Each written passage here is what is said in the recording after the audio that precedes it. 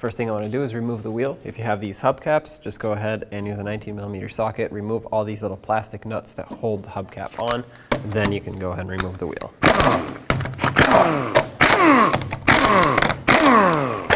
Set this aside, and continuing with the 19mm socket, remove the wheel.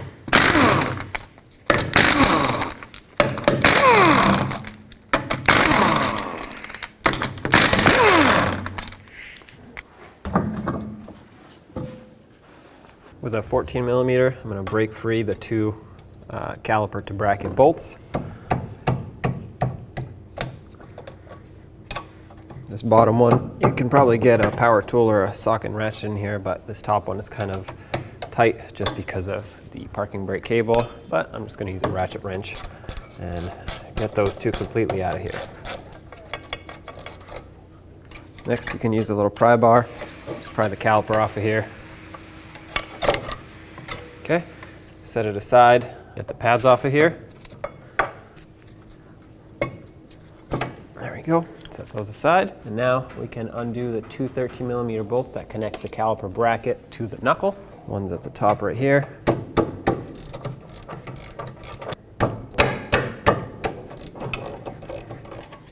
And remove both of them. You have to push the bracket in to get this one out just because of this bolt up here. Remove the bracket, set it aside, and you can take the rotor off. In the next shot, you'll see that I have a new bearing. Typically, what you would want to do is grab a wire brush and scrape it, or a sanding disc if that's what you need. If there's a lot of rust on here, my wheel bearing actually looks very good. Someone has recently cleaned this off and greased it up, which we will later. So even if I was keeping this, I wouldn't have to clean much. It's already cleaned up. But basically you want to have a nice flat, even surface for the rotor to mount on. Otherwise it won't sit properly, and you'll get braking issues down the line. Let's apply some anti-seize to the outside of the hub here. This will prevent the rotor from getting stuck. It'll also prevent corrosion and rust from building up and swelling the surface up. If it's not sitting flush, you get braking pulsations and other issues. So make sure that this is covered in some rust protective coating. You don't need a lot because you don't want it to start flinging out of here once the wheel starts spinning fast at highway speeds. So just a thin layer will go a long way. Make sure you get some around this ring here. That's where the rotor will most likely seize if it does. Take your rotor, and I like to put it on backwards so that I can get easy access to the surface here and clean it up. They come coated with oil from the factory so they don't rust on the shelf. So you want to make sure that you clean that oil up, otherwise you get oil on your brakes, and obviously that is not good. Once that's clean, flip it over, install your rotor, clean up this surface as well.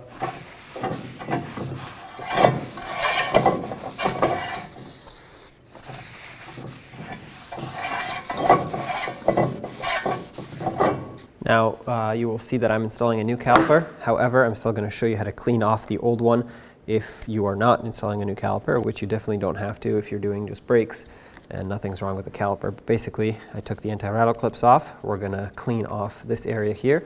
You can use a wire brush, sanding disc, whatever you have, that'll clean this off. You want to make sure it's nice and smooth and flat. For me, a wire brush does the trick because it's not extremely rusted. It might look like it, but it's all coming off with a wire brush. If it was worse, I would take a sanding disc to it and grind it down to fresh metal. Don't grind down too much if you have to do that. Just be careful. Take a little bit of brake grease, apply a thin coating over here where you cleaned up. This is going to prevent further rust from building up. It's going to coat it.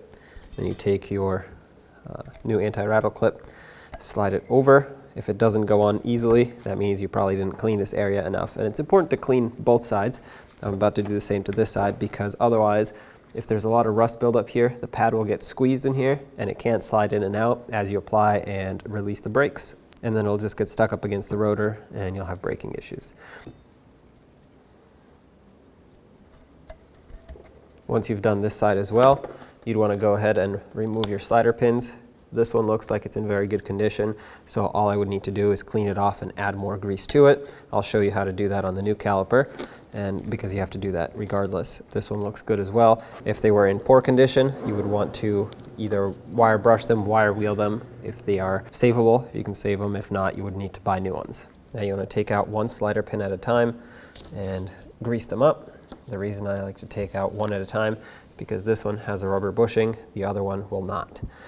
Add some grease to the slider, but you can't add a lot of grease to these sliders because it'll kind of get washed off as you try to slide it in. So what I like to do is add grease directly to the inside of the boot, just like this. Work it in there, slide the slider in, and make sure that grease gets up in this little ridge here. That's what's going to help it make a nice watertight seal. Give it a couple twists, and of course do the same to this side. As you can see, this side does not have any rubber bushing. You might notice that it already has some grease in here. That's not enough. That's way too little grease for it to function in the long run. So that's why I'm adding more. Work the grease in here, slide the slider pin in, and squeeze the boot to release any excess air that might be stuck in there. Now this is ready to install in the vehicle. Grab the bracket, line it up, and slide the two bolts in. Start them on by hand.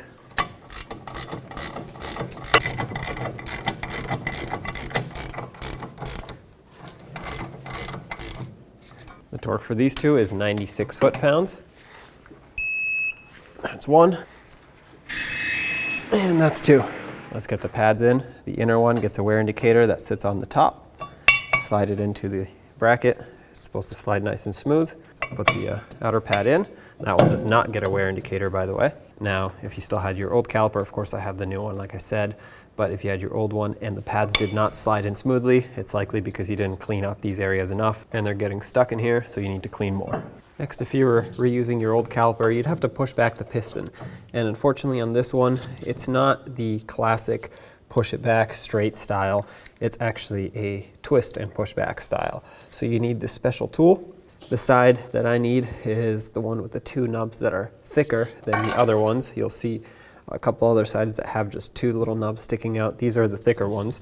And I'm going to stick the tool in here and I'm going to twist and push at the same time. That's what's going to actually get this caliper to, or the piston to go back all the way. You shouldn't require a lot of force to do this.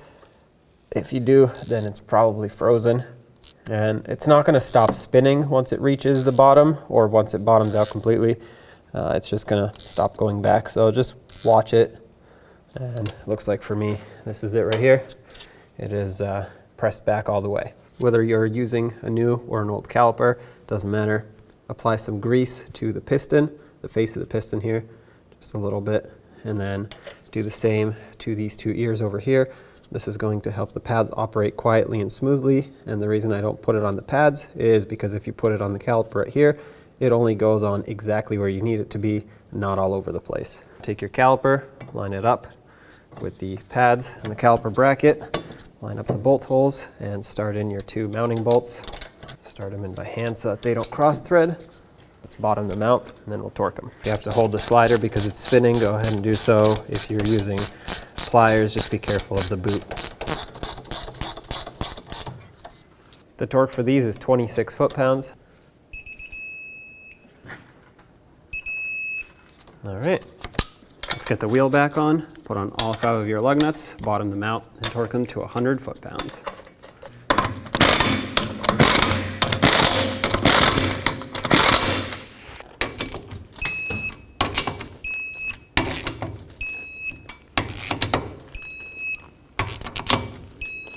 And if you have the hubcap, reinstall that, line up the hole with the valve stem, and tighten up these plastic nuts by hand, that way they don't strip out.